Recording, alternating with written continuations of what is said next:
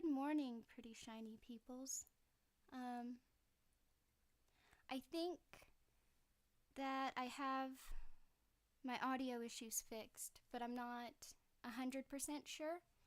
Um, there's probably nobody here right now because this is way earlier than I usually do it. So, if I haven't fixed my audio issues, if you guys can't hear me, if there's something like that going on, I have noted down where we're picking up today. So if you guys will just send me a message or leave a comment,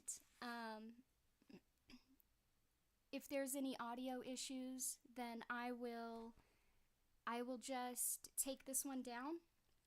And when we start again, I'll read from where we picked up today. So yes, I don't expect you guys to be here because again, it is way early. But if you would leave a message if this is not doing well, then I will fix that as soon as possible. Okay. Also, if today is a little short, I'm sorry. Before we end this, you may hear some renovation noises in the background. And I will eventually have to jump out of here and join in and help with the renovations. So I apologize for that ahead of time. Any noises ahead of time. The dogs are pretty talkative this morning, so and pretty playful this morning. So I also apologize for that. We are still on book 4, Wizard and Glass. And so with that, I will begin reading so I can get some of this out of the way. All right. Passing under the wrought iron arch with Gage Park written on it in old-fashioned curly-cued letters, they found themselves on a brick path leading through a garden that was half English formal and half accordion jungle. With no one to tend to it through the hot Midwestern summer, it had run to riot. With no one to tend it this fall, it had run to seed. A sign just inside the arch proclaimed this to be the Reinsick Rose Garden, and there were roses all right, roses everywhere. Most had gone over, but some of the wild ones still throve, making Jake think of the rose in the vacant lot at 46th and 2nd with a longing so deep it was an ache. Off to one side, as they entered the park, was a beautiful old-time carousel, its prancing steeds and racing stallions now still on their posts. The carousel's very silence, its flashing lights and steamy calliope music stilled forever, gave Jake a chill. Hung over the neck of one horse, dangling from a rawhide strip, was some kid's baseball glove. Jake was barely able to look at it. Beyond the carousel, the foliage grew even thicker, strangling the path until the travelers edged along single-filed like lost children in a fairy-tale wood. Thorns from the overgrown and upruned rose bushes tore at Jake's clothes. He had somehow gotten into the lead, probably because Roland was still deep inside his own thoughts, and that was why he saw Charlie the choo-choo first. He only thought, while approaching the narrow gauge train track which crossed the paths, they were little more than toy tracks, really. It was one of the gunslinger's sayings that Caw was like a wheel, always rolling around and around to the same place again. We're haunted by roses and trains, he thought. Why? I don't know. I guess it's just another Then he looked to his left, and oh goodness to Christ fell out of his mouth, all in one word. The strength ran out of his legs, and he sat down. His voice sounded watery and distant to his own ears. He didn't quite faint, but the color drained out of the world until the running to riot foliage on the west side of the park looked almost as gray as the autumn sky overhead. Jake, what's wrong? It was Eddie, and Jake could hear the genuine concern in his voice, but it seemed to be coming over a bad, long-distance connection. From Beirut, say, or maybe Uranus. And he could feel Roland's steadying hand on his shoulder, but it was as distant as Eddie's voice. Jake? Susanna. What's wrong, honey? What? Then she saw, and stopped talking at him. Eddie saw and also stopped talking at him. Roland's hand fell away. They all stood looking, except for Jake, who sat looking. He supposed that strength and feeling would come back into his legs eventually, and he would get up, but right now, they felt like limp macaroni. As you can hear, Copper is trying to talk Onyx into playing. My apologies. The train was parked 50 feet up, but a toy station that mimicked the one across the street. Hanging from its eaves was a sign which read, Topeka. The train was Charlie the Choo-Choo, cow-catcher and all, a 402 big boy steam locomotive, and Jake knew, if he found enough strength to get up on his feet and go over there, he would find a family of mice nested in the seat where the engineer, whose name had undoubtedly been Bob something or other, had once sat. There would be another family, this one of swallows, nested in the smokestack. And the dark, oily tears, Jake thought, looking at the tiny train waiting in front of its tiny station with its skin crawling all over his body and his balls hard and his stomach in a knot. At night, it cries those dark, oily tears, and they're rusting the hell out of his fine Stratham headlight.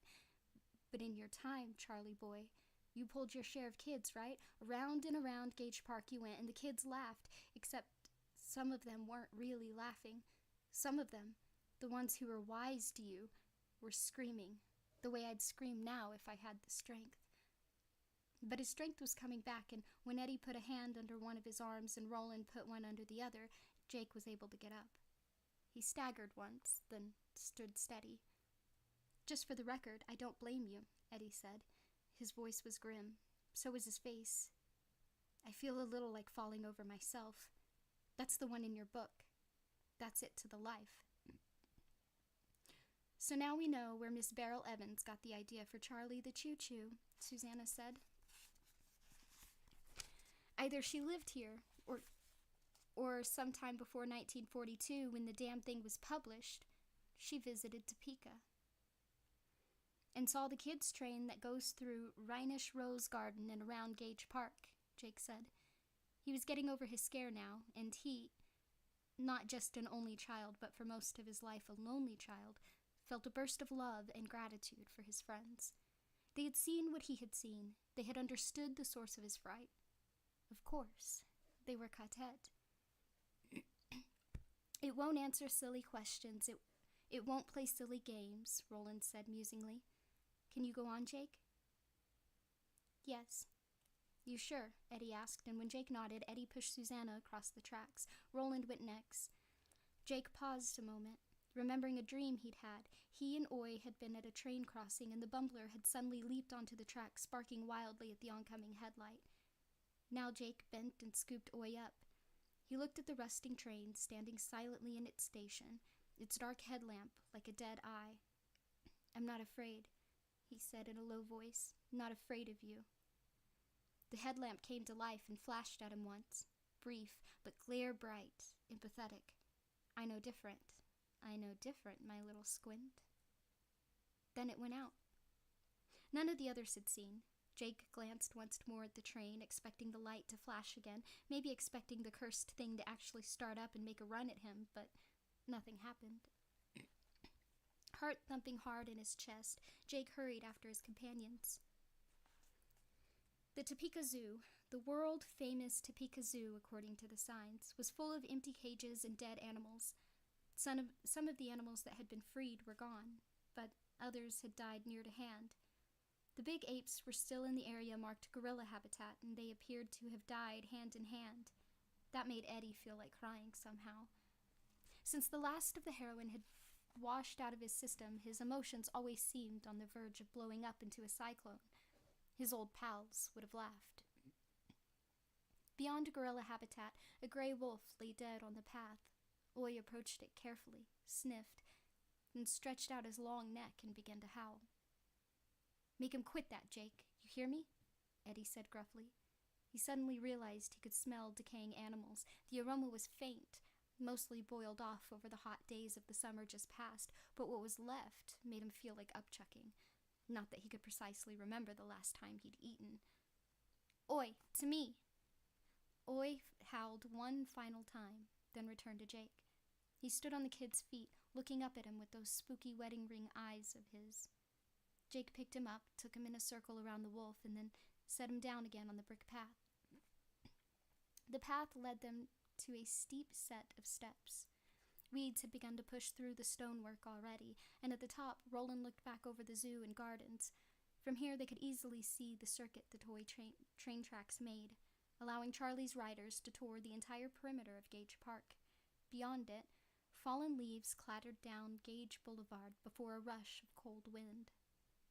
"So fell Lord Perth," murmured Roland. "And the countryside did shake with that thunder," Jake finished. Roland looked down at him with surprise, like a man awakening from a deep sleep, then smiled and put an arm around Jake's shoulders. "I have played Lord Perth in my time," he said. "Have you?" "Yes. Very soon now you shall hear."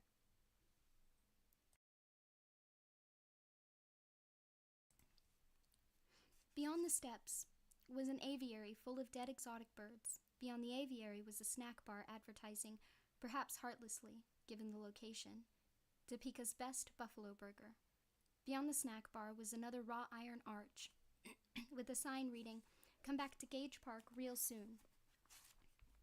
Beyond this was the curving upslope of a limited-access highway entrance ramp. Above it, the green signs they had first spotted from across the way stood clear. Turnpikin' again," Eddie said in a voice almost too low to hear. "God damn." Then he sighed. "What's turnpikin', Eddie?" Jake didn't think Eddie was going to answer when Susanna craned around to look at him as he stood with his fingers wrapped around the handles of the new wheelchair. Eddie looked away. Then he looked back, first at Susanna, then at Jake. "It's not pretty. Not much about my life before Gary Cooper here yanked me across the Great Divide was." "You don't have to. It's no big deal. A bunch of us would get together.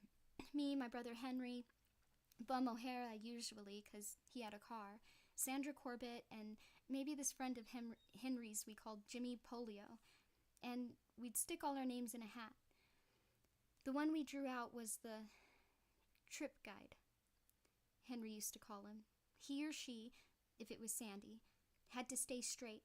Relatively, anyway. Everyone else got seriously goobered. Then we'd all pile into Bum's Chrysler and go up I-95 into Connecticut, or maybe the Taconic Parkway into upstate New York.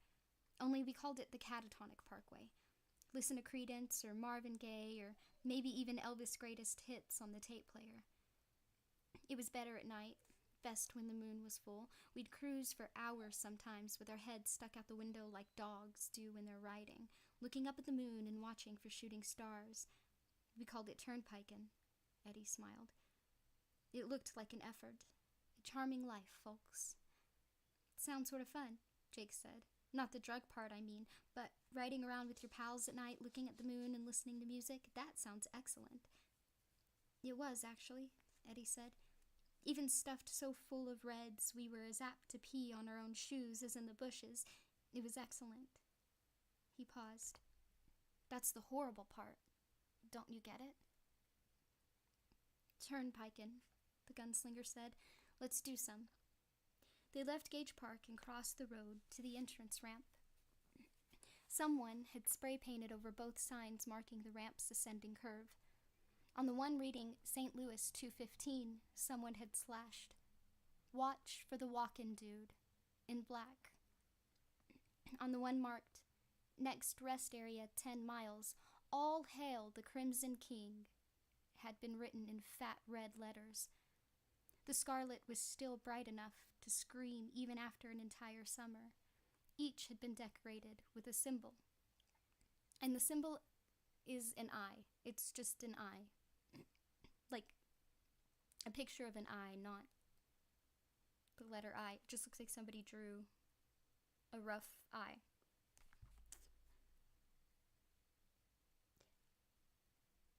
Do you know what any of that truck means, Roland? Susanna asked. Roland shook his head, but he looked troubled, and that introspective look never left his own eye. They went on. At the place where the ramp merged with the turnpike, the two men, the boy and the bumbler, clustered around Susanna in her new wheelchair. All of them looked east. Eddie didn't know what the traffic situation would be like. Once they cleared Topeka, But here, all the lanes, those headed west as well as the eastbound ones on their side, were crammed with cars and trucks. Most of the vehicles were piled high with possessions gone rusty with a season's worth of rain. But the traffic was the least of their concerns as they stood there looking silently eastward. For half a mile or so, on either side of them, the city continued. They could see church steeples, a strip of fast food places, Arby's, Wendy's, Mickey D's, Pizza Hut, and the one Eddie had never heard of called Boing Boing Burgers, car dealerships. The roof of a bowling alley called Heartland Lanes. They could see another turnpike exit ahead, the sign by the ramp reading Topeka State Hospital and Southwest 6th. Beyond the off-ramp were hulked a massive old red brick edifice with tiny windows peering like desperate eyes out of the climbing ivy. Eddie figured a place that looked so much like Attica had to be a hospital, probably the kind of welfare purgatory where poor folks sat in shitty plastic chairs for hours on end. Also, some doctor could look at them like they were dog shit. Beyond the hospital, the city abruptly ended, and the Thinny began. To Eddie, it looked like flat water standing in a vast marshland, crowded up to the raised barrel of I-70 on both sides, silvery and shimmering, making the signs and the guardrails and the stalled cars waver like mirages. It gave off that liquidy humming sound, like a stench. Susanna put her hands to her ears, her mouth drawn down. I don't know as I can stand it. Really, I don't mean to be spleeny, but already I feel like vomiting, and I haven't had anything to eat all day. Eddie felt the same way. Yet, sick as he felt, he could hardly take his eyes away from the Thinny. It was as if unreality had been given... what? A face? No, the vast and humming silver shimmer ahead of them had no face. It was very antithesis of a face, in fact, but it had a body, an aspect, a presence. Yes, that last was best. It had a presence, as the demon which had come into the circle of stones while they were trying to draw Jake had had a presence. Roland, meanwhile, was rummaging in the depths of his purse. He appeared to dig all the way to the bottom before finding what he wanted, a fistful of bullets. He plucked Susanna's right hand off the arm of her chair and put 2 of the bullets in her palm. Then he took 2 more and poked them, slug end first, into his ears.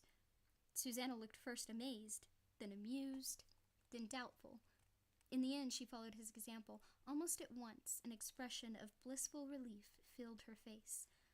Eddie unshouldered the pack he wore and plugged out the half-full box of 44s, and that went with Jake's Ruger. The gunslinger shook his head and held out his hand. There were still 4 bullets in it, 2 for Eddie and 2 for Jake. What's wrong with these? Eddie shook a couple of shells from the box that had come from behind the hanging files in Elmer Chambers' desk drawer. They're from your world, and they won't block out the sound. Don't ask me how I know that, I just do. Try them if you want, but they won't work. Eddie pointed at the bullets Roland was offering. Those are from our world, too. The gun shop on 7th and 49th. Clements. Wasn't that the name? These didn't come from there. These are mine, Eddie. Reloaded often, but originally brought from the Greenland, from Gilead. You mean the wets? Eddie asked incredulously. The last of the wet shells from the beach, the ones that already got soaked. Roland nodded. You said these would never fire again, no matter how dry they got. The powder had been, what did you say, flattened? Roland nodded again. So why'd you save them? Why bring a bunch of useless bullets all this way? What did I teach you to say after a kill, Eddie, in order to focus your mind? Father, guide my hands and heart so that no part of the animal will be wasted. Roland nodded a 3rd time. Jake took 2 shells and put them in his ears.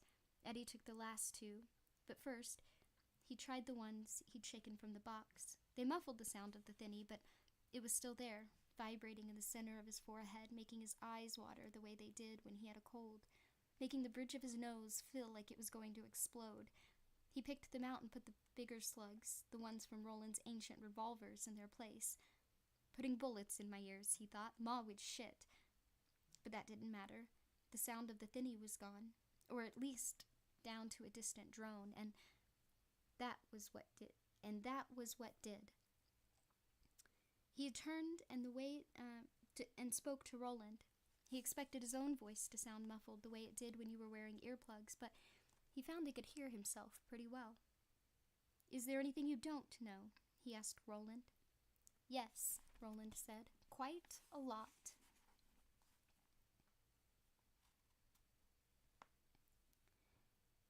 "What about Oi?" Jake asked. "Oi will be fine, I think," Roland said. "Come on, let's make some miles before dark." Oi didn't seem bothered by the warble of the thinny, but he stuck close to Jake Chambers all that afternoon, looking mistrustfully at the stalled cars which clogged the eastbound lanes of I-70.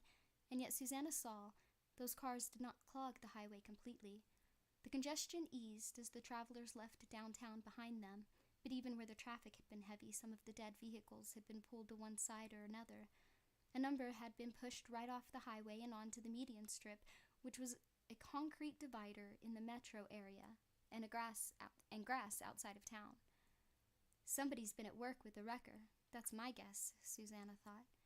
The idea made her happy. No one could have bothered clearing a path down the center of the highway while the plague was still raging, and if someone had done it after, if someone had been around to do it after, that meant the plague hadn't gotten everyone.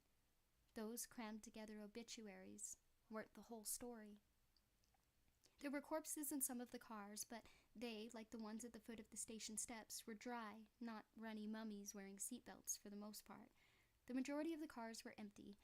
A lot of the drivers and passengers caught in traffic jams had probably tried to walk out of the plague zone, she supposed, but she guessed that wasn't the only reason they had taken to their feet. Susanna knew that she herself would have to be chained to the steering wheel to keep her inside a car once she felt the symptoms of some fatal disease setting in. If she was going to die, she would want to do it in God's open air. The hill would be best, someplace with a little elevation, but even a wheat field would do, came it to that. Anything but coughing your last while smelling the air freshener dangling from the rearview mirror. At one time, Susanna guessed they would have been able to see many of the corpses of the fleeing dead, but not now, because of the thinny. They approached it steadily, and she knew exactly when they entered it. A kind of tingling shudder ran through her body, making her draw her shortened legs up, and the wheelchair stopped for a moment.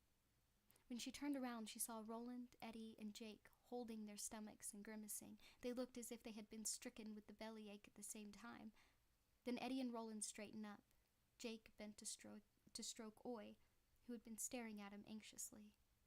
"You boys all right?" Susanna asked. The question came out in half-querulous, half-humorous voice of Detta Walker. Using that voice was nothing she planned. Sometimes it just came out that way. "Yeah," Jake said. "Feels like I got a bubble in my throat, though." He was staring uneasily at the thinny. Its silvery blankness was all around them now, as if the whole world had turned into a flat Norfolk fen at dawn. Nearby trees poked out of its silver surface, casting distorted reflections that never stayed quite still or quite in focus. A little further away, Susanna could see a grain storage tower seeming to float. The words Gaddish Feeds were written on the side in pink letters, which might have been read under normal conditions. "Nixie! Nix!"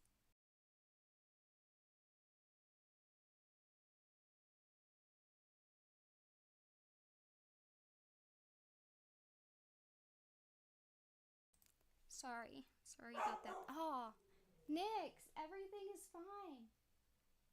Other people can exist in the world and walk past the window. It's okay. One second, guys.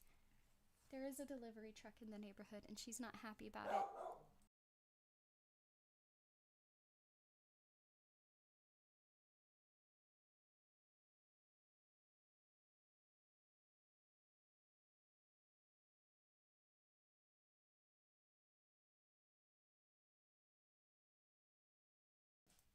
Oh, since we were interrupted, I put the thumbnail up so that you guys could find the little Easter eggs in the picture. I also posted it to the community tab.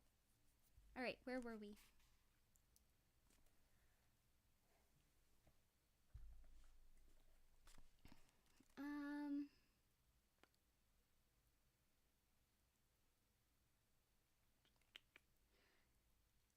The words Gaddish Feeds were written on the side in pink letters, which might have been read under normal conditions.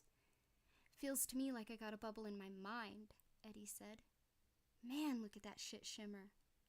"Can you still hear it?" Susanna asked. "Yeah, but faint. I can live with it, can you?" "Uh-huh. Let's go." It was like riding in an open cockpit plane through broken clouds, Susanna decided. They'd go for what felt like miles through the humming brightness that was not quite fog and not quite water, sometimes seeing shapes. A barn, a tractor, a Stuckey's billboard loom out of it, then losing everything but the road, which ran consistently above the Thinny's bright but somehow indistinct surface. Then all at once they would run into the clear. The humming would fall away to a faint drone.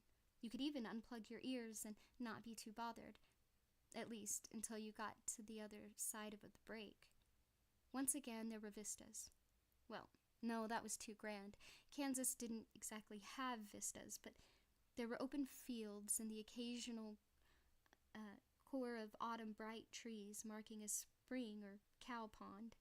No Grand Canyon or surf crashing on Portland Headlight, but at least you could see a by God horizon off in the distance and lose some of that unpleasant feeling of entombment. Then, back into the goop you went. Jake came closest to describing it, she thought, when he said that being in the Thinny was like finally reaching the shiny water mirage you could often see far up the highway on hot days. Whatever it was, and however you described it, being inside it was claustrophobic, purgatorial, all the world gone except for the twin barrels of the turnpike and the hulks of the cars like derelict ships abandoned on a frozen ocean. "Please help us get out of this," Susanna prayed to a God in whom she no longer precisely believed. She still believed in something, but since awakening to Roland's world on the beach of the Western Sea, her concept of the invisible world had changed considerably. "Please help us find the beam again. Please help us escape this world of silence and death." They ran into the biggest clear space they had yet come to near a road sign which read, "Big Springs, 2 miles." Behind them in the west, the setting sun shone through a brief rift in the clouds, skipping scarlet splinters across the top of the Thinny and lighting the windows and taillights of the stalled cars in tones of fire. On the other side of them, empty fields stretching away. Full earth come and gone, Susanna thought, reaping come and gone too. This is what Roland calls closing the year. The thought made her shiver. "We'll camp here for the night," Roland said soon after they had passed the Big Springs exit ramp. Up ahead they could see the Thinny encroaching on the highway again, but that was miles further on. You could see a damn long way out in eastern Kansas, Susanna was discovering. "We can get firewood without going too near the Thinny, and the sound won't be too bad. We may even be able to sleep without bullets stuffed into our ears." Eddie and Jake climbed over the guardrails, descended into the bank, and foraged for wood along a dry creek bed, staying together as Roland admonished them to do. When they came back, the clouds had gulped the sun again, and an ashy, uninteresting twilight had begun to creep over the world. The gunslinger stripped twigs for kindling, then laid his fuel around them in his usual fashion, building a kind of wooden chimney in the breakdown lane. As he did it, Eddie strolled across to the median strip and stood there, hands in pockets, looking east. After a few moments, Jake and Oy joined them. Roland produced his flint and steel, scraped the fire into the shaft of his chimney, and soon the little campfire was burning. "Roland," Eddie called. "Suze, come over here. Look at this."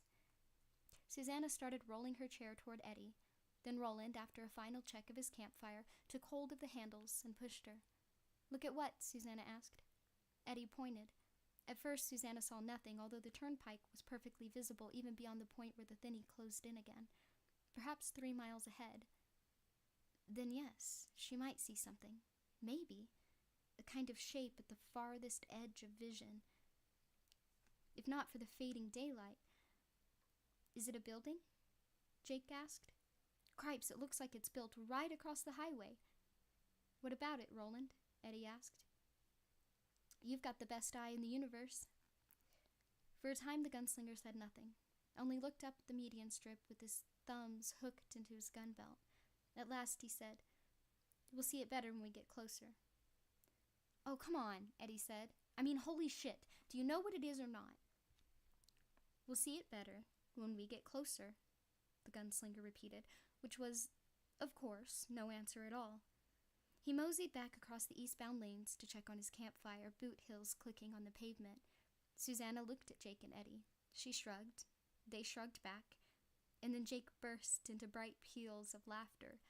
Usually, Susanna thought, the kid acted more like an 18-year-old than a boy of 11, but that laughter made him sound about 9 going on 10, and she didn't mind a bit. She looked down at Oy, who was looking at them earnestly and rolling his shoulders in an effort to shrug. They ate the leaf-wrapped delicacies Eddie called gunslinger burritos, drawing closer to the fire and feeding it more wood as the dark drew down. Somewhere south, a bird cried out. It was just about the loneliest sound he'd ever heard in his life, Eddie reckoned. None of them talked much, and it occurred to him that, at this time of their day, hardly anyone ever did. As if the time when the earth swapped day for dark was special, the time that somehow closed them off from the powerful fellowship Roland called Katet. Jake fed Oy small scraps of dried deer meat from his last burrito. Susanna sat on her bedroll, legs crossed beneath her hide smock, looking dreamily into the fire. Roland lay back on his elbows, looking up at the sky where the clouds had begun to melt away from the stars. Looking up himself, Eddie saw that Old Star and Old Mother were gone, their places taken by Polaris and the Big Dipper. This might not be his world. Takaru automobiles, the Kansas City Monarchs, and a food franchise called Boing Boing Burgers all suggested that it wasn't. But Eddie thought it was too close for comfort. Maybe, he thought, the world next door. When the bird cried in the distance again, he roused himself and looked at Roland. "You had something you were going to tell us," he said. "A thrilling tale of your youth, I believe. Susan. That was her name, wasn't it?" For a moment longer, the gunslinger continued to look up at the sky. Now it was Roland who must find himself adrift in the constellations, Eddie realized. And then he shifted his gaze to his friends. He looked strangely apologetic, strangely uneasy. "Would you think I was cozening," he said, "if I asked for one more day to think of these things? Or perhaps it's a night to dream of them that I really want. They are old things, dead things perhaps, but He raised his hand in a kind of distracted gesture. "Some things don't rest easy even when they're dead. Their bones cry out from the ground."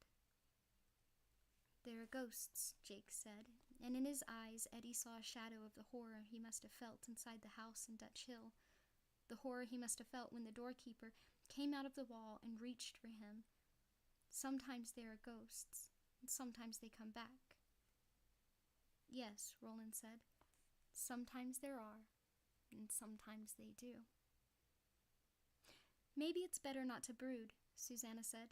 "Sometimes, especially when you know a thing's going to be hard, it's better to just get on your horse and ride."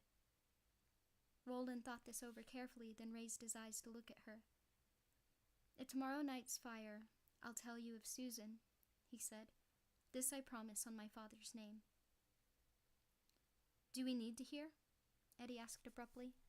He was almost astounded to hear this question coming out of his mouth. No one had been more curious about the gunslinger's past than Eddie himself. "I mean, if it really hurts, Roland, hurts big time, maybe." "I'm not sure you need to hear, but I think I need to tell you. Our future is the tower, and to go toward it with a whole heart, I must put my past to rest as best I may. There's no way I could tell you all of it. In my world, even the past is in motion, rearranging itself in many vital ways, but this one story may stand for all the rest." "Is it a Western?" Jake asked suddenly. Roland looked at him, puzzled. "I don't take your meaning, Jake. Gilead is a barony of the Western world, yes, and Mehiz as well, but—" "It'll be a Western," Eddie said. "All of Roland's stories are Westerns, when you get right down to it." He lay back and pulled his blanket over him. Faintly, from both east and west, he could hear the warble of the thinny. He checked in his pocket for the bullets Roland had given him and nodded with satisfaction when he felt them. He reckoned he could sleep without them tonight, but he would want them again tomorrow. They weren't done turnpiking just yet. Susanna leaned over him, kissed the tip of his nose. "Done for the day, sugar?" "Yep," Eddie said, and laced his hands together behind his head. "It's not every day that I hook a ride on the world's fastest train, destroy the world's smartest computer, and then discover that everyone's been scragged by the flu, all before dinner, too. Shit like that makes a man tired." Eddie smiled and closed his eyes. He was still smiling when sleep took him. In his dream, they were all standing on the corner of 2nd Avenue and 46th Street, looking over the short board fence and into the weedy vacant lot behind it. They were wearing their mid-world clothes, a motley combination of deerskin and old shirts, mostly held together with spit and shoelaces, but none of the pedestrians hurrying by on 2nd seemed to notice. No one noticed the Billy Bumpler in Jake's arms or the artillery they were packing either. "Because we're ghosts," Eddie thought. "We're ghosts, and we don't rest easy." On the fence there were handbills, one for the Sex Pistols, a reunion tour according to the poster, and Eddie thought that was pretty funny. The Pistols were one group that was never going to get back together. One for a comic, Adam Sandler, that Eddie had never heard of. One for a movie called The Craft, about teenage witches. Beyond that one, written in letters that were the dusty pink of summer roses, was this: "See the bear of fearsome size, all the world's within his eyes. Time grows thin, the past's a riddle, the tower awaits you in the middle." "There," Jake said, pointing. "The rose. See how it awaits us, there in the middle of the lot?" "Yes, it's very beautiful," Susanna said. Then she pointed to the sign standing near the rose and facing 2nd Avenue. Her voice and her eyes were troubled. "But what about that?" According to the sign, 2 outfits, Mills Construction and Sombra Real Estate, were going to combine on something called Turtle Bay Condominiums. It said condos to be erected on this very spot. When? Coming soon was all the sign had to say in that regard. "I wouldn't worry about that," Jake said. "That sign was here before. It's probably old as the hit." At that moment, the revving sound of an engine tore into the air. From beyond the fence on the 46th Street side of the lot, chugs of dirty brown exhaust descended like bad news smoke signals. Suddenly the boards on that side burst open and a huge red bulldozer lunged through. Even the blade was red, although the words slashed across its scoop, "All hail the Crimson King," were written in yellow as bright as panic. Sitting in the peak seat, his rotting face leering at them from above the controls, was the man who had kidnapped Jake from the bridge under River Send, their old pal Gasher. On the front of his cocked-back hard hat, the words "Lemerck Foundry" stood out in black. Above them, a single staring eye had been painted. Gasher lowered the dozer's blade. It tore across the lot on a diagonal, smashing brick, pulverizing beer and soda bottles to glittering powder, striking sparks from the rocks. Directly in its path, the rose nodded its delicate head. "Let's see you ask some of your silly questions now," this unwelcomed apparition cried. "Ask all your wants, my dear little culls, why not? Very fond of riddles is your old pal Gasher. Just so you understand that, no matter what you're asked, I'm gonna run that nasty thing over, mash it flat, so I will, then back over it I'll go, root and branch, my dear little culls, root and branch." Susanna shrieked as the scarlet bulldozer blade bore down on the rose, and Eddie grabbed for the fence. He wanted to vault over it, throw himself on the rose, try to protect it, except it was too late, and he knew it. He looked back up at the crackling thing in the bulldozer's peak seat and saw that Gasher was gone. Now the man at the controls was Engineer Bob from Charlie the Choo-Choo. "Stop!" Eddie screamed. "For Christ's sake, stop!" "I can't, Eddie. The world has moved on, and I can't stop. I must move on with it." And as the shadow of the dozer fell over the rose, and as the blade tore through the posts holding up the sign, Eddie saw "Coming soon" had changed to "Coming now." He realized that the man at the controls wasn't Engineer Bob either. It was Roland. Eddie sat up in the breakdown lane of the turnpike, gasping breath he could see in the air and with sweat already chilling on his hot skin. He was sure he had screamed, must have screamed, but Susanna still slept beside him, with only the top of her head poking out of the bedroll they shared, and Jake was snoring softly off to the left, one arm around his own blanket and curled around Oy. The bumbler was also sleeping. Roland wasn't. Roland sat calmly on the far side of the dead campfire, clearing his guns by starlight and looking at Eddie. Bad dreams? Not a question. Yeah. A visit from your brother. Eddie shook his head. The tower, then. The field of roses and the tower? Roland's face remained impassive, but Eddie could hear the subtle eagerness which always came into his voice when the subject was the Dark Tower. Eddie had once called the gunslinger a tower junkie, and Roland hadn't denied it. Not this time. What then? Eddie shivered. Cold. Yes, thank your gods there's no rain at least. Autumn rains and evil to be avoided whenever one may. What was your dream? Still, Eddie hesitated. You'd never betray us. Would you, Roland? No man can say that for sure, Eddie, and I have already played the betrayer more than once. To my shame. But I think those days are over. We are one. Quartet. If I betrayed any of you, even Jake's furry friend perhaps, I betray myself. Why do you ask? And you'd never betray your quest? Renounce the tower? No, Eddie. Not that. Not ever. Tell me your dream. Eddie did, omitting nothing. When he had finished, Roland looked down at his guns, frowning. They seemed to have reassembled themselves while Eddie was talking. So what does it mean that I saw you driving the dozer at the end? That I still don't trust you? That subconsciously... Is this ology of the psyche? The Kabbalah I have heard you and Susanna speak of. Yes, I guess it is. It's shit, Roland said dismissively. Mud pies of the mind. Dreams either mean nothing or everything. And when they mean everything, they almost always come as messages from other levels of the tower. He gazed at Eddie shrewdly. And not all messages are sent by friends. Something or someone is fucking with my head, is that what you mean? I think it possible. But you must watch me all the same. I bear watching, as you well know. I trust you, Eddie said, and the very awkwardness with which he spoke lent his words sincerity. Roland looked touched, almost shaken, and Eddie wondered how he could ever have thought this man an emotionless robot. Roland might be a little short on imagination, but he had feelings all right. One thing about your dream concerns me very much, Eddie. The bulldozer? The machine, yes. The threat to the rose. Jake saw the rose. Roland, it was fine. Roland nodded. In his Wen, the Wen of that particular day, the rose was thriving. But that doesn't mean it will continue to do so.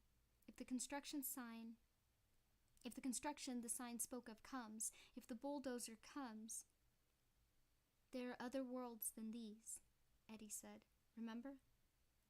Some things may exist only in one. In one where, in one when. Roland laid down and looked up at the stars. We must protect that rose, he said. We must protect it at all costs. You think it's another door, don't you? One that opens up on the Dark Tower. The gunslinger looked at him from eyes that ran with starshine. I think it may be the tower, he said. And if it's destroyed... He closed his eyes. He said no more. Eddie lay awake late. The new day dawned clear and bright and cold. In the strong morning sunlight, the thing Eddie had spotted the evening before was more clearly visible, but he still couldn't tell what it was. Another riddle, and he was getting damn sick of them. He stood squinting at it, shading his eyes from the sun, with Susanna on one side of him and Jake on the other. Roland was back by the campfire, packing what he called their gunna, a word which seemed to mean all their worldly goods. He appeared not to be concerned with the things up ahead, or to know what it was. How far away? 30 miles? 50? The answer seemed to depend on how far you could see in all this flat land, and Eddie didn't know the answer. One thing he felt quite sure of was that Jake had been right on the last 2 counts. It was some kind of building, and it sprawled across all 4 lanes of the highway. It must. How else could they see it? It would have been lost in the thinny, wouldn't it? Maybe it's standing in one of those open patches, what Suze calls the holes in the clouds. Or maybe the thinny ends before we get that far, or maybe it's a goddamn hallucination. In any case, you might as well put it out of your mind for the time being. Got a little more turnpiking to do. Still, the building held him. It looked like an airy Arabian Nights confection of blue and gold, except Eddie had an idea that the blue was stolen from the sky and the gold from the newly risen sun. Roland, come here a second. At first he didn't think the gunslinger would, but then Roland cinched a rawhide lace on Susanna's pack, rose, put his hands in the small of his back, stretched, and walked over to them. God's one would think no one in this band has the wit to housekeep but me, Roland said. We'll pitch in, Eddie said. We always do, don't we? But look at that thing first. Roland did, but only with a quick glance, as if he did not even want to acknowledge it. It's glass, isn't it? Eddie asked. Roland took another brief look. I won't, he said, a phrase which seemed to mean reckon so, partner. We've got lots of glass buildings where I come from, but most of them are office buildings. That thing up ahead looks more like something from Disney World. Do you know what it is? No. Then why don't you look at it? Susanna asked.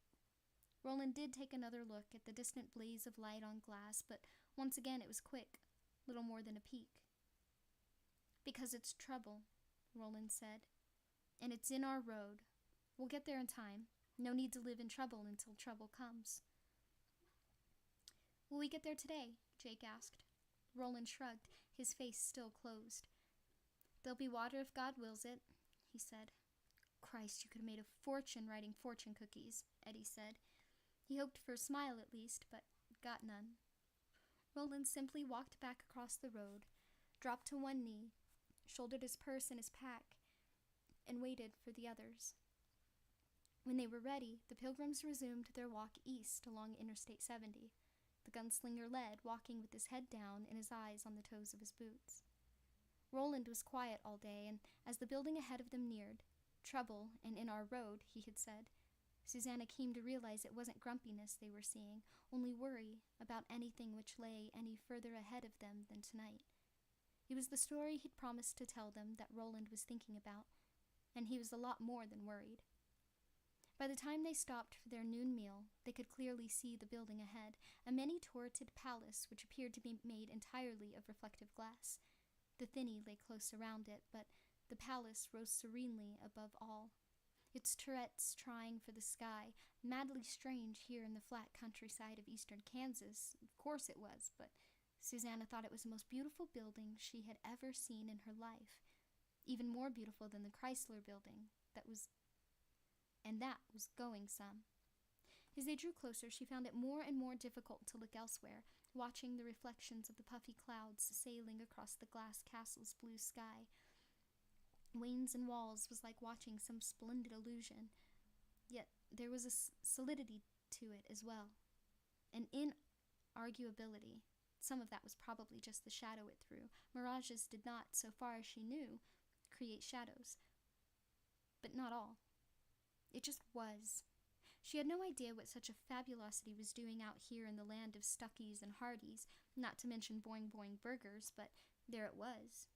She reckoned that time would tell the rest. They made camp in silence, watched Roland build the wooden chimney that would be the fire in silence, then sat before it in silence, watching the sunset turn the huge glass edifice ahead of them into a castle of fire. Its towers and battlements glowed first a fierce red, then orange, then a gold which cooled rapidly to ochre as old star appeared in the firmament above them.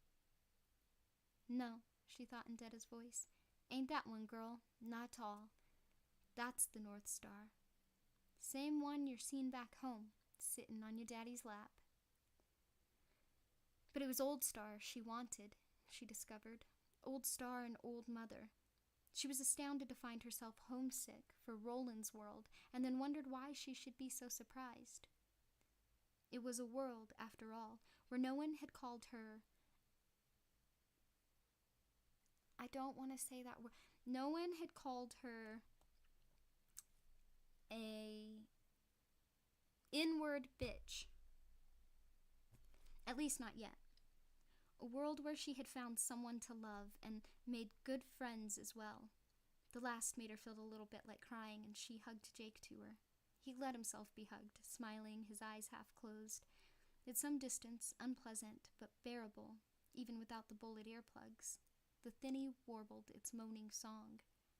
When the last traces of yellow began to fade from the castle up the road, Roland left them to sit in the turnpike travel lane and return to his fire. He cooked more leaf-wrapped deer meat and handed the food around, and they ate in silence. Roland actually ate almost nothing, Susanna observed. By the time they were finished, they could see the Milky Way scattered across the walls of the castle ahead of them, fierce points of reflection that burned like fire in still water. Eddie was the one who finally broke the silence. "You don't have to," he said. "You're excused or absolved or whatever the hell it is you need to take that look off your face." Roland ignored him. He drank, tilting the water skin up on his elbow like some hick drinking moonshine from a jug. Head back, eyes on the stars. The last mouthful he spat to the roadside. "Life for your crop," Eddie said. He did not smile. Roland said nothing, but his cheek went pale, as if he'd seen a ghost. Or heard one.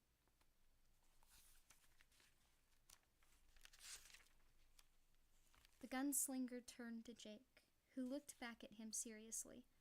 "I went through the trial of manhood at the age of 14, the youngest of my quartet. Of my class, you would say, and perhaps the youngest ever. I told you some of that, Jake, do you remember?" "You told all of us some of that," Susanna thought, but kept her mouth shut and warned Eddie with her eyes to do the same. Roland hadn't been himself during that telling, with Jake both dead and alive within his head. The man had been fighting madness. "You mean when we were chasing Walter?" Jake said, "after the way station, but before I took my fall?" "That's right." "I remember a little, but that's all, the way you remember the stuff you dream about." Roland nodded. "Listen, then. I would tell you more this time, Jake, because you are older. I suppose we all are." Susanna was no less fascinated with the story the second time, how the boy Roland had chanced to discover Martin, his father's advisor, his father's wizard, in his mother's apartment. Only none of it had been by chance, of course. The boy would have passed by her door with no more than a glance had Martin not opened it and invited him in. Martin had told Roland that his mother wanted to see him, but one look at her rueful smile and downcast eyes as she sat in her low-backed chair told the boy he was the last person in the world Gabrielle Duchesne wanted to see just then. The flush of her cheek and love bite on the side of her neck told him everything else. Thus had he been goaded by Martin into an early trial of manhood, and by employing a weapon his teacher had not expected, his hawk, David. Roland had defeated Court, taken his stick, and made the enemy of his life in Martin Broadcloak. Beaten badly, face swelling into something that looked like a child's goblin mask, slipping toward a coma, Court had fought back unconsciousness long enough to offer his newest apprentice gunslinger counsel. "Stay away from Martin yet a while," Court had said. "He told me to let the story of our battle grow into a legend," the gunslinger told Eddie, Susanna, and Jake. "To wait until my shadow had grown hair on its face and haunted Martin in his dreams." "Did you take his advice?" Susanna said. "I never got a chance," Roland said. His face cracked in a rueful, painful smile. "I meant to think about it, and seriously, but before I even got started on my thinking, things changed." "They have a way of doing that, don't they?" Eddie said. "My goodness, yes. I buried my hawk, the first weapon I ever wielded, and perhaps the finest. Then, and this part I'm sure I didn't tell you before, Jake, I went into the lower town. That summer's heat broke in storms full of thunder and hail, and in a room above one of the brothels where court had been wont to roister, I lay with a woman for the first time. He poked a stick thoughtfully into the fire, seemed to become aware of the unconscious symbolism in what he was doing, and threw it away with a lopsided grin. It landed smoldering near the tire of an abandoned Dodge Aspen and went out. It was good. The sex was good, not the great thing I and my friends had thought about and whispered about and wondered about, of course. I think store-bought pussy tends to be overrated by the young sugar, Susanna said. I fell asleep listening to the sots downstairs singing along with the piano and to the sound of hail on the window. I awoke the next morning and, well, let's just say I awoke in a way I never would have expected to awake in such a place. Jake fed fresh fuel to the fire. It flared up, painting highlights on Roland's cheek, brushing crescents of shadow beneath his brows and below his lower lip. And he talked. Susanna found she could almost see what had happened that long ago morning that must have smelled of wet cobblestones and rain-sweetened summer air. What had happened in a whore's crib above a drinking dive in the lower town of Glede, Barony, seat of New Canaan, one small mote of land located in the western regions of Midworld. One boy, still aching from his battle of the day before and newly educated in the mysteries of sex, one boy now looking 12 instead of 14. His lashes dusting down thick upon his cheeks, the lids shuttering those extraordinary blue eyes. One boy with his hand loosely cupping a whore's breast, his hawk-scarred wrist lying tanned upon the counterpane. One boy in the final instance of his life's last good sleep.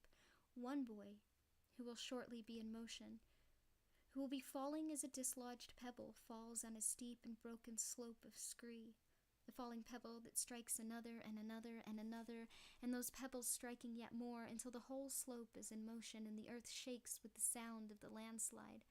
One boy, one pebble on a slope, loose and ready to slide. A knot exploded in the fire. Somewhere, in this dream of Kansas, an animal yipped. Susanna watched sparks swirl up past Roland's incredibly ancient face and saw in that face the sleeping boy of a summer's morn, lying in a bod's bed, and then she saw the door crash open, ending Galeed's last troubled dream. The man who strode in, crossing the room to the bed before Roland could open his eyes, and before the woman beside him had even begun to register the sound, was tall, slim, dressed in faded jeans and a dusty shirt of blue chambray. On his head was a dark green hat with a snakeskin band. Lying low on his hips were two old leather holsters. Jutting from them were the sandalwood grips of the pistols the boy would someday bear to lands of which the scowling man with the furious blue eyes would never dream. Roland was in motion, even before he was able to unseal his eyes, rolling to the left, groping beneath the bed for what was there. He was fast, so fast it was scary, but... And Susanna saw this too, saw it clearly. The man in the faded jeans was faster yet. He grabbed the boy's shoulders and yanked, turning him naked out of bed and onto the floor. The boy sprawled there, reaching again for what was beneath the bed. Lightning quick, the man in the jeans stamped down on his fingers before they could grasp. "Bastard!" the boy gasped. "Oh, you bast—" But now his eyes were open. He looked up and saw the invading bastard was his father. The whore was sitting up now, her eyes puffy, her eyes slack and petulant. "Here," she cried. "Here, here! You can't just be coming in like that, so you can't. Why, if I was to raise my voice—" Ignoring her, the man reached beneath the bed and dragged out 2 gun belts. Near the end of each was a holstered revolver. They were large and amazing in this largely gunless world, but they were not so large as those worn by Roland's father, and the grips were eroded metal plates rather than inlaid wood. When the whore saw the guns on the invader's hips and the ones in his hands, the ones her younger customer of the night before had been wearing until she had taken him upstairs and divested him of all weapons save for the one which he was most familiar, the expression of sleepy petulance left her face. What replaced it was a fox-like look of a born survivor. She was up out of bed, across the floor, and out the door before her bare bum had more than a brief moment to twinkle in the morning sun. Neither the father standing by the bed nor the son lying naked upon the floor at his feet so much as looked at her. The man in the jeans held out the gun belts, which Roland had taken from the fuser beneath the apprentice's barracks on the previous afternoon, using Court's key to open the arsenal door. The man shook the belts under Roland's very nose, as one might hold a torn garment beneath the nose of a feckless puppy has chewed. He shook them so hard that one of the guns tumbled free. Despite his stupefaction, Roland caught it in midair. "I thought you were in the West," Roland said. "In Crescia, after Farson and his—" Roland's father slapped him hard enough to send the boy tumbling across the room and into a corner, with blood pouring from the corner of his mouth. Roland's first appalling instinct was to raise the gun he still held. Stephen Deshane looked at him, hands on hips, reading his thought even before it was fully formed, his lips pulled back in a singularly mirthless grin, one that showed all of his teeth and most of his gums. "Shoot me if you will. Why not? Make this abortion complete. Oh, gods, I'd welcome it." Roland laid the gun on the floor and pushed it away, using the back of his hand to do it. All at once, he wanted his fingers nowhere near the trigger of a gun. They were no longer fully under his control, those fingers. He had discovered that yesterday, right around the time he had broken Court's nose. "Father, I was tested yesterday. I took Court's stick. I won. I'm a man." "You're a fool," his father said. His grin was gone now. He looked haggard and old. He sat down heavily on the whore's bed, looked at the gun belts he still held, and dropped them between his feet. "You're a 14-year-old fool. And that's the worst, most desperate kind."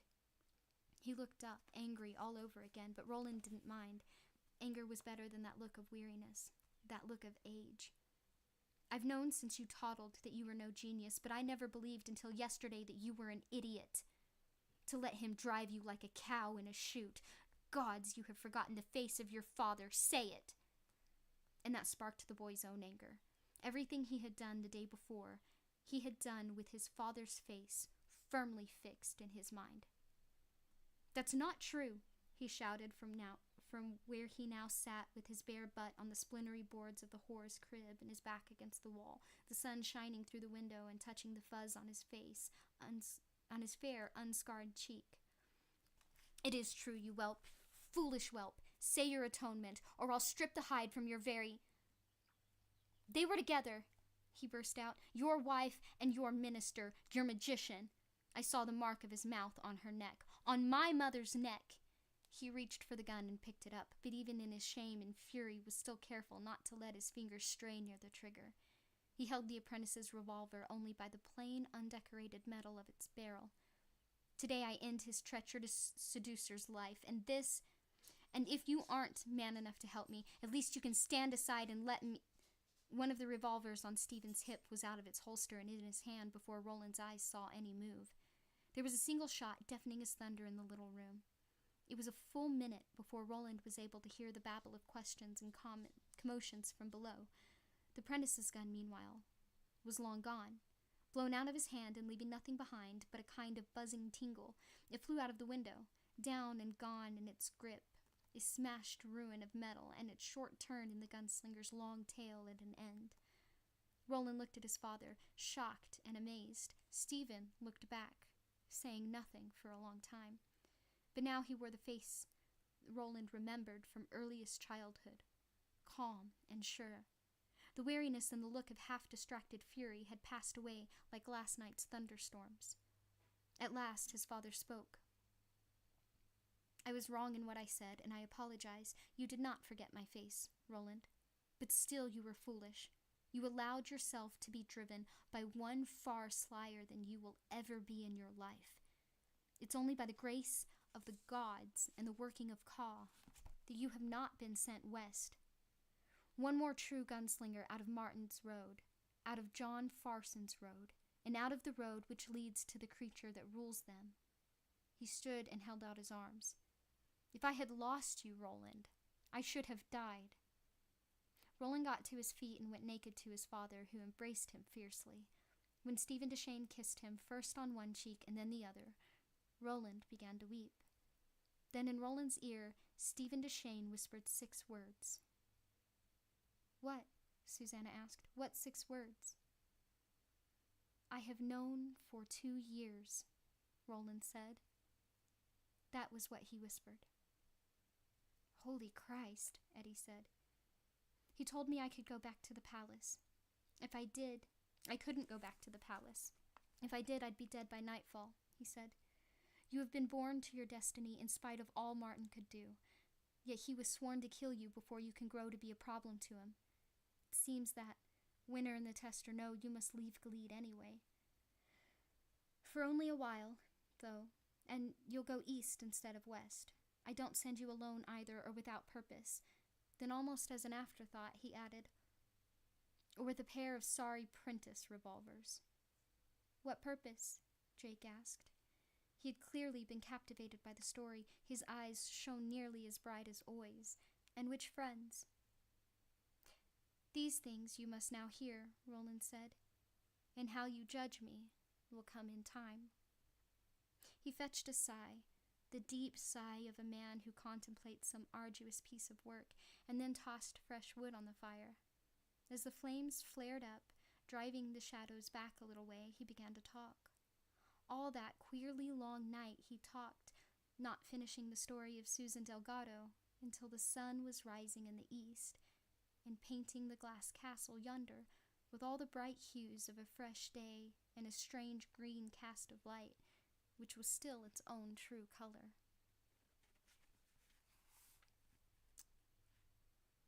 It is 11 o'clock, and, well, it's a little after 11, which means I am going to be starting renovations earlier than my renovation help, because they should be here by now.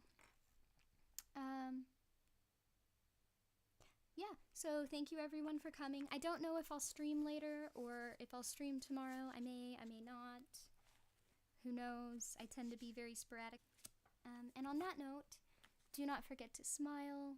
I hope you laugh a lot and have bunches of fun. Later days, pretty shiny peoples.